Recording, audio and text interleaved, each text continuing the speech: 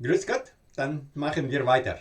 Das nächste Kapitel wäre die Avionic Hardware, aber das Data Management System. Und wenn wir schon dabei sind, das Data Management System zu behandeln, dann schauen wir uns gleich die AGSC, weil die beiden Sachen ziemlich zusammengehören und zusammenarbeiten. Das Basis für alles, was wir hier machen werden, ist das SCID-Modul. Also als erstes schauen wir, wie sieht ein SCID-Modul aus. So ist, was wir in alle Diagramme benutzen. Das Innere könnten wir so repräsentieren.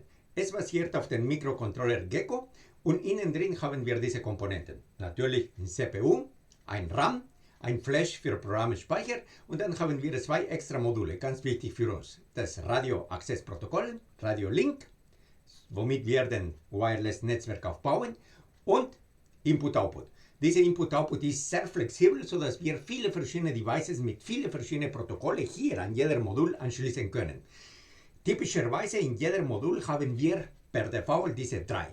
Wir haben eine externe Flash, womit wir große Datenmengen speichern können. Der Flash hier intern ist nur 1 Megabyte, deswegen reicht nur für die Programme. Dann haben wir ein MRAM, magnetischer RAM. Das ist eine neue Technologie für RAM, besonders für Weltraum ist es interessant. Mehr Details davon werden wir in dem Kapitel Booter und Memory Upload Manager sehen. Und dann haben wir 2 Thermometer pro Modul. Also wir protokollieren die Temperaturen von dem ganzen System. Okay, das Ganze hier ist so. Und das hat eine Größe von ungefähr 3 mal 2,5 cm. Also eine relativ kleine Fläche. In diese wird in Paaren benutzt auf den sogenannten Trägermodul. Und in dem Trägermodul haben wir die verschiedenen Subsysteme, Hardware-Subsysteme von den Satelliten implementiert. Aus Fehlertoleranzgründen, sie kommen immer in Paaren, also wir haben mindestens 2 von diesen Modulen und sie benutzen eine kleine Fläche, können Sie sehen. Der ganze Rest von der Fläche von der Trägermodul wird für die extra Input-Output-Devices, die wir für diese Funktion, für dieses Subsystem brauchen. Okay. Nun, wir hatten schon gesagt, sie kommen in Paaren und wenn sie in Paaren kommen, dann müssen wir uns überlegen, wie wir sie zusammenschalten. Die Kommunikation für das Data-Netzwerk ist kein Problem, das machen wir alles mit Funk. Wie das Funkprotokoll und Funk-Access-Protokoll funktioniert, das haben wir schon in den Grundlagen-Kapitel gesehen mit dem Radio-Access-Protokoll. Nun schauen wir, was machen wir mit Devices, die da auf dem Trägermodul sein müssen. Die 3 hier per Default sind immer da und das sind privat für jeder Modul, also das ist kein Problem. Der nächste Schritt wäre, wir könnten extra Devices haben für die verschiedenen Funktionen. Das einfachste wäre, wir duplizieren auch diese Devices. Und dann jeder Modul hat seine eigene Device und dann haben wir auch keine Konflikte und die maximale Sicherheit, weil wenn einer komplett ausfallen würde, dann haben wir den anderen. Diese Luxus von komplett verdoppeln von Devices können wir uns nicht immer leisten. Es gibt Devices, die zu teuer oder zu groß sind und deswegen können wir nicht machen. Eine einfache Lösung, aber nicht alle Devices können das, ist, wenn Sie schon an dieses Konzept gedacht haben und schon 2 Anschlüsse haben. Dann können wir einen Anschluss an ein SCID-Modul anschließen und den anderen Anschluss an ein anderes SCID-Modul anschließen. Und dann funktioniert alles richtig. Aber so wie gesagt, es sind wenige Devices, die sowas unterstützen, Dual-Port. Das sind nur die von Anfang an schon an fehlertolerant Anwendungen gedacht haben. Die sind nicht alle. Der typische Modul hat nur einen Anschluss und dann müssen wir uns überlegen, wie wir es machen. Wir haben hier die beiden Module und dann kommen die beiden Signale. Und hier, wenn wir sie zusammenschalten, das könnte ein Problem sein. Wenn einer sagt, das Signal sollte eine 1 sein und das andere sagt, nein, das Signal sollte eine 0 sein, dann haben wir einen Kurzschluss und einer wird beschädigt oder vielleicht sogar beide. Also das können wir nicht machen. Es ist nicht ganz so schlimm, weil von diesen redundanten Module, das Fehlertoleranz, Software-Modul, Software-Toleranz, wird dafür sorgen, dass maximal 1 an ist. Also, im Nominalfall kann das nicht passieren. Aber wenn etwas schief geht und beide an sind und beide verschiedene Meinungen haben, dann hätten wir Hardware-Schaden. Also, dagegen müssen wir uns schützen. Und dann müssen wir hier an dieser Stelle, wo die beiden Signale zusammenkommen, einen Splitter bauen. Ich werde gleich erzählen, was ein Splitter ist. Und das gilt für alle Protokolle, die wir hier in den Input-Output-Busse haben. Zum Beispiel GPIOs, deduzierte Pins, oder UARTs, SPI, I²Z, CAN-Bus, egal was. Wir benutzen nicht alle diese Protokolle, aber dieser Splitter kann für alle diese funktionieren. Das ist das Symbol, das wir für einen Splitter benutzen. Und jetzt schauen wir, wie wird es intern gebaut. Es hat zwei Anschlüsse an zwei Prozessoren und einen Anschluss an den Device. Okay, wir haben zwei Richtungen in den Splitter. Daten, die von dem Device kommen und an beide Prozessoren gehen sollen, oder Daten, die von den Prozessoren kommen, einer kommt durch und das geht zu dem Device und der andere darf sich nicht einmischen. Die erste Richtung von dem Device zu den Modulen, das ist nicht schwierig. Wir brauchen nur den Anschluss zu duplizieren. Also hier kommt das Signal von dem Device und dann benutzen wir Widerstände als Isolator. Falls einer total spinnen würde, dann kann er die Signale von diesem Device nicht beschädigen. Dazu kommt, maximal 1 ist an. Also im Nominal Case sollte das nicht passieren. Aber die Sicherheit haben wir doch eingebaut. Also das Signal bekommen beide, einer benutzt, der andere schläft. Das ist die einfache Weg. Ein bisschen komplexer ist der andere Weg. Von den Modulen zu den Device. Da ist, wo zwei Output-Signale kombiniert werden müssen. Das machen wir mit Dioden. Also wir leiten nur 1 positive Pulse. Der negative Puls, also 0, kommt nicht weiter. Und hier ist nichts anderes als eine elektrische Veroder von beiden Pins. Okay, wir machen nur den 1 und damit wir auch die 0 auch signalisieren können, dann haben wir einen Pull-Down-Widerstand. Okay, und dann können wir zwei Output-Pins kombinieren, ohne irgendeine Gefahr zu haben, dass einer den anderen beschädigt. Dazu kommt es, so wie gesagt, maximal einer von diesen beiden kann an sein, im Nominalfall. Okay, und dann haben wir schon gesehen, was ist das SCID-Modul und wie werden sie zusammen verbunden. Nun schauen wir das Data Management System, alle diese Subkomponenten, die wir haben. Wir haben hier unser Satellit und wir haben diese Data Management System Subsysteme. Wir haben ein Power Subsystem, ein Boardcomputer, ein Kommunikationssubsystem, Attitude Control und Payloads. Nun schauen wir eins nach dem anderen. Schauen wir zuerst den Power. Wie die Power Unit funktioniert, das hatten wir schon in den vorherigen Kapiteln gesehen. Jetzt schauen wir nur ganz kurz, wie funktioniert es mit dem Data Management System. Wir haben hier zwei Einheiten. So wie gesagt, hier ist nicht maximal, sondern genau eine ist an. Wie es funktioniert, haben wir auch davor erklärt. Und wir haben viele Input-Output, GPIO, General Purpose Input-Output Signale, um alle diese 36 Schalter zu steuern. Also sie werden hier zusammengebracht. In dem Fall von der Power Unit, das wird mittels Kondensatoren gemacht, haben wir davor erklärt. Und für Telemetrie und Kommunikation mit den verschiedenen Modulen von der Power Unit, dann haben wir diese zwei redundante SPI-Busse. Da liefert jeder Element von der Power Unit ihr Zustand und hier wird entweder von einem Knoten oder von anderen verwaltet. Also das Modul ist relativ einfach. Noch einfacher ist der Boardcomputer. Der Boardcomputer macht nur Computing und hat keine Devices. Also wir brauchen gar nichts. Wir machen nur die 4 Devices dann, die 4 SCID-Module und fertig. Und wie sie miteinander kommunizieren, das wird geregelt mit dem Funk-Access-Protokoll, was wir auch in den Grundlagen erklärt haben. Also einfacher als der Boardcomputer gibt es nicht. Einfach dazu tun. Ein bisschen komplexer ist das Kommunikationsmodul. Da müssen wir schon ein bisschen genauer schauen. Okay, wir haben zwei von diesen SCID-Module und die bilden die Kommunikation mit dem Rest von dem System. Also alle Telemetrie und Kommandos laufen über diese. Okay. Und dann haben wir zwei Transmitter, Fehlertoleranz. So wie gesagt, nominal, maximal einer ist an. Also nur einer von den beiden Transmitter ist an, oder Receiver, das ist ein Transceiver. Und dann haben wir hier ein RF, Radiofrequenzschalter. Also die beiden Signale hier werden in eine einzige Antenne weitergeführt, in beide Richtungen. Und dieser Schalter muss entscheiden, nehme ich das Signal von oben oder nehme ich das Signal von unten. Wenn wir beide ein Input-Signal zu beiden liefern würden, dann verlieren wir die Hälfte von der Energie, die wir von der Antenne bekommen, und das ist schon so wenig, also das können wir nicht machen. Deswegen machen wir einen Schalter, sodass die ganze Energie, die wir empfangen bei der Datenübertragung, komplett an eine von den Modulen geht. Und wie entscheidet dieser Schalter nach oben oder nach unten? Es ist ganz einfach, typischerweise, so wie gesagt, maximal einer hat Power und der hat Power wird hier benutzt für diesen Schalter.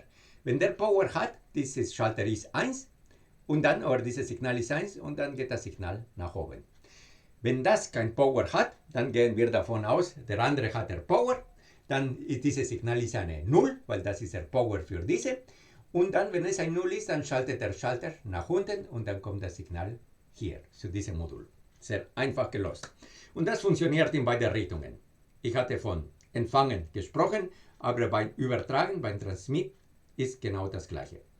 Okay, zusätzlich zu diesem Nominalweg, der normale Weg für Kommunikation mit dem Bodensegment, haben wir ein OR-Com-System, ein SAP-Com-System. Hier haben wir ein extra Modem, womit wir mit einem Netzwerk, ein kommerzielles Netzwerk von Satelliten kommunizieren können. Und dann brauchen wir keine Bodenstation, sondern es ist so wie Iridium. Wir kommunizieren mit diesem Netzwerk von Satelliten und er leitet uns die Signale weiter per Internet. Also, wir brauchen nicht auf Bodenkontakt zu warten. Wir haben fast permanente Kontakt zu irgendeiner von diesen Kommunikationssatelliten. So wie gesagt, das ist ein extra Modem.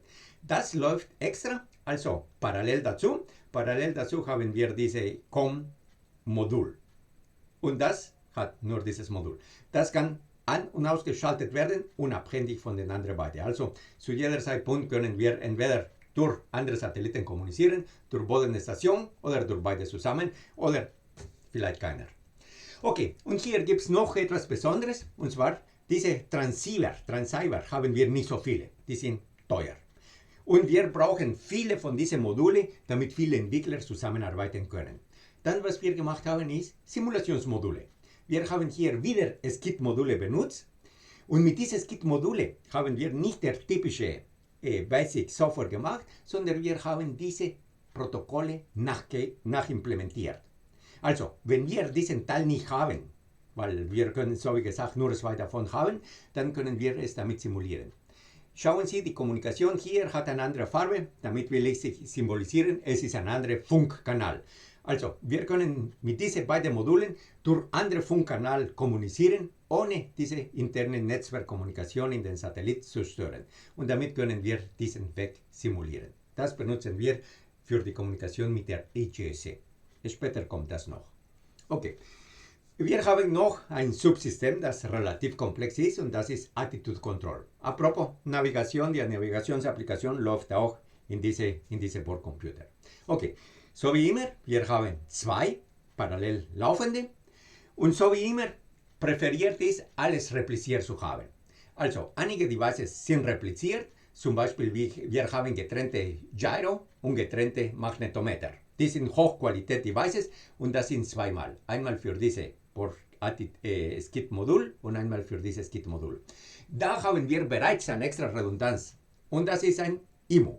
Und diese IMU ist ein extra Device, das intern auch ein Gyro und ein Magnetometer implementiert. Es ist kleiner, ihre Datenqualität oder Sensorqualität ist niedriger, aber falls das ausfallen würde, dann können wir noch diese IMU benutzen. Im Nominalfall benutzen wir diese Gyro und diese Magnetsensor. Und so wie gesagt, das ist dupliziert. Einmal hier und einmal hier. Egal welches Modul wir benutzen, wir haben komplette Devices da. Okay, das sind die Sensorik. Ein bisschen komplexer ist die Aktuatorik.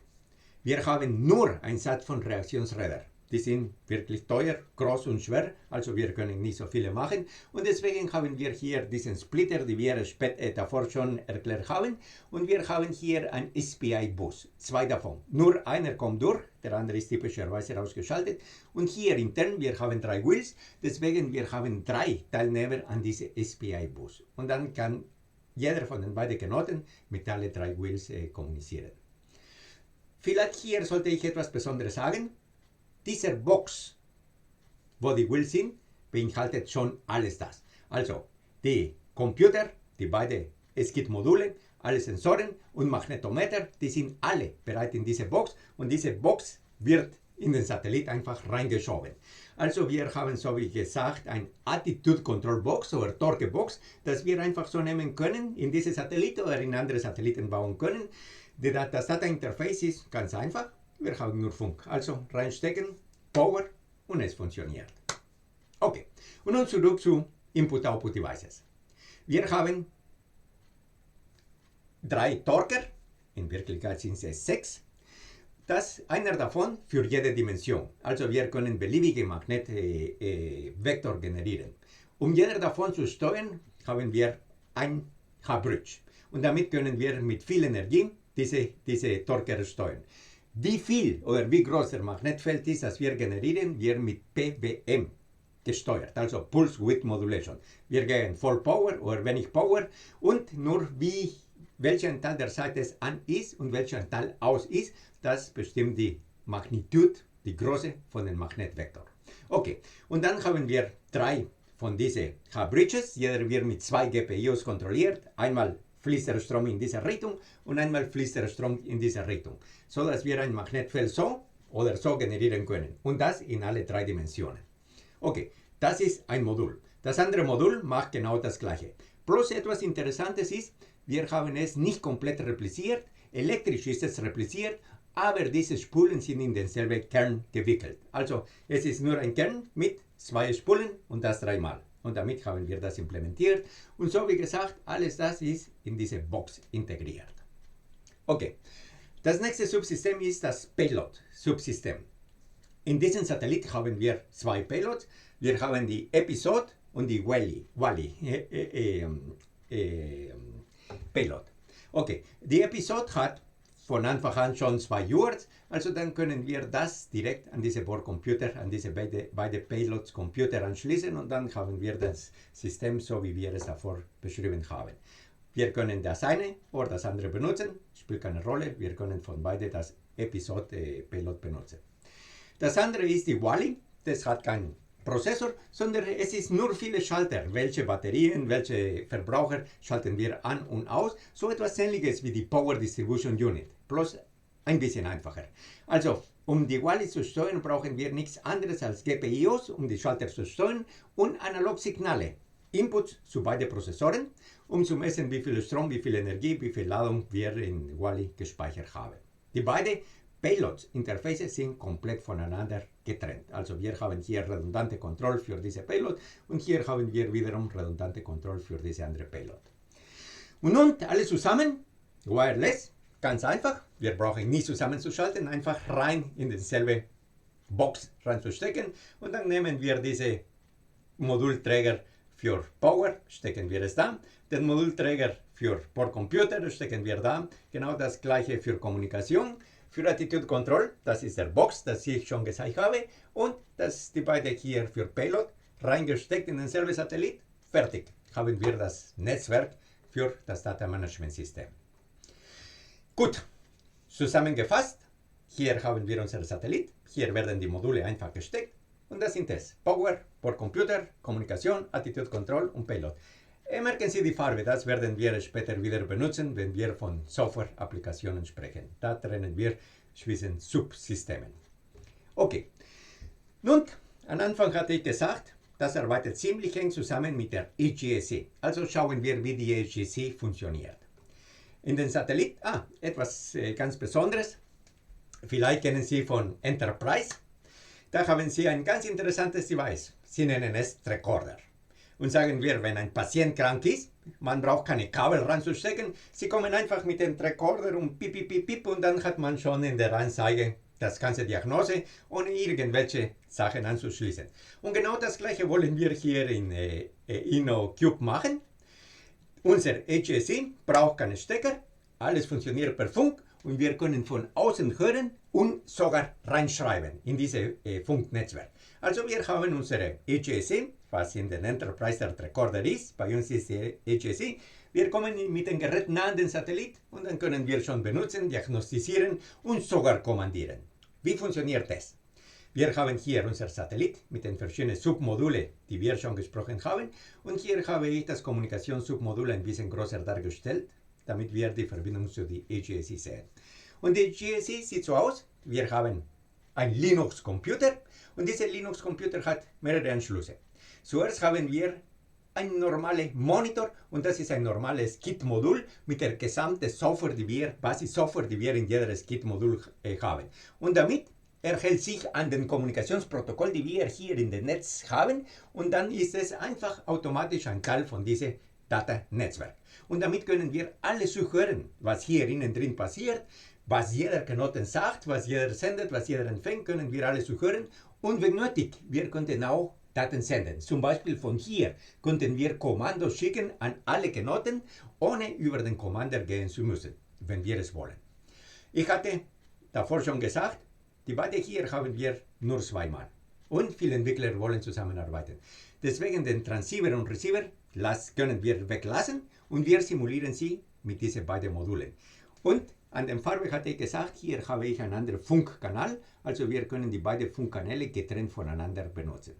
Und dieser Funkkanal ist verbunden mit diesem Transceiver-Simulator auf der Seite für die GSC. Also hier mache ich dasselbe Protokoll wie mit der Funkkommunikation von Boden zur Erde und dann kann ich mit denen kommunizieren, ohne diese teuren Devices bei jeder Entwickler haben zu müssen. Aber das beste End-to-End-Test, das ist, wenn wir die ganze Strecke hier benutzen. Dafür haben wir auf der AGC einen realen Transmitter, der genau das Gegenstück von diesen teuren Komponenten ist.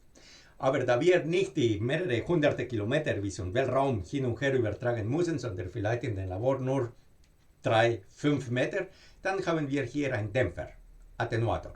Also wir haben einen realen Transmitter, wir dämpfen die Signale und dann kann man über diesen normalen Weg mit der gesamten Satellit kommunizieren.